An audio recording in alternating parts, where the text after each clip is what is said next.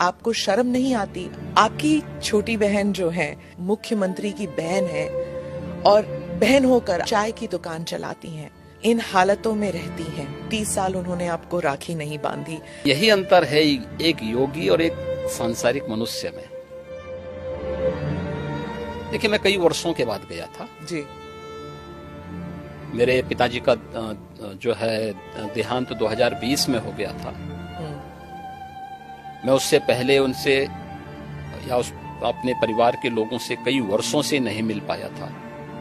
संजोग से कोरोना कालखंड प्रारंभ हो चुका था, लॉकडाउन प्रारंभ हो चुका था, तो उनके अंतिम संस्कार कार्यक्रम में मैं भाग नहीं ले पाया था। आपके पिताजी के? हाँ।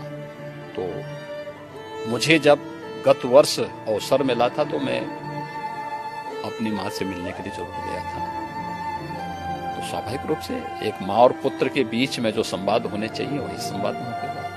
आप उनके अंतिम संस्कार के लिए नहीं जा पाए, पर जब वो आपसे मिलने आते थे, आप उस वक्त चीफ मिनिस्टर थे, तो वो एक आम नागरिक की तरह आते थे, सीएम के पिता के रूप में नहीं आते थे। नहीं, यहाँ वो कभी नहीं आए। वो मुझसे मिलने के लिए, मेरी एक बार उनसे मुलाकात हुई थी नजीमाबाद में, और नजीमाबाद में मैं एक चीनी मिल के उद्घाटन में गया था। तो भाषण करते हुए मैंने देखा सामने जो है कोई बैठा है, तो मैं पहचान गया उनको। मैंने कहा ये तो मेरे पिताजी हैं लगता है। वो सभा के बीच में बैठे हुए थे। तो फिर मैंने सभा समाप्त होने के बाद अपने साथ के कुछ लोगों से कहा, मैंने कहा देखो यार वो आए हैं तो उनको बुलाओ, थोड़ा मुलाकात करते हैं। तो तब मेरी मुलाकात हुई जी। आपकी छोटी बहन जो है उन्होंने एक इंटरव्यू में कहा था कि 30 साल उन्होंने आपको राखी नहीं बांधी।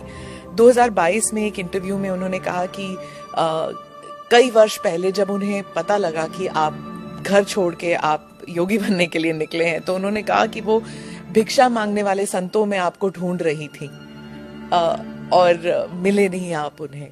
बहुत मुश्किल हुआ होगा ना उन्हें? देखिए, ये सबके जीवन में आता है, लेकिन मुझे लगता है कि इन चीजों को हमें जो है केवल अपने स्वयं के स्मरण के लिए रखना चाहिए, और स्वाभाविक रूप से सबके जीवन में आता है।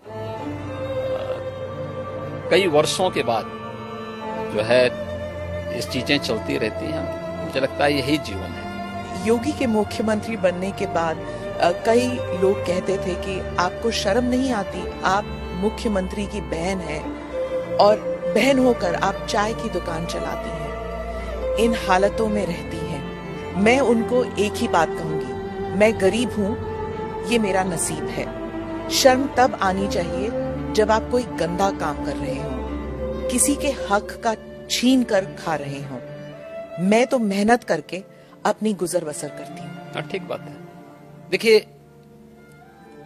व्यक्ति को कभी भी धन और वैभव संतुष्टि नहीं दे सकती है, और मुझे लगता है कि सबसे बड़ा योगी वह है जो स्वयं की मेहनत से संतुष्ट है, स्वयं के परिश्रम से संतुष्ट है। दूसरों की मेहनत से कुछ प्राप्त करना और फिर उसको छीन लेना, ये तो डकैती है।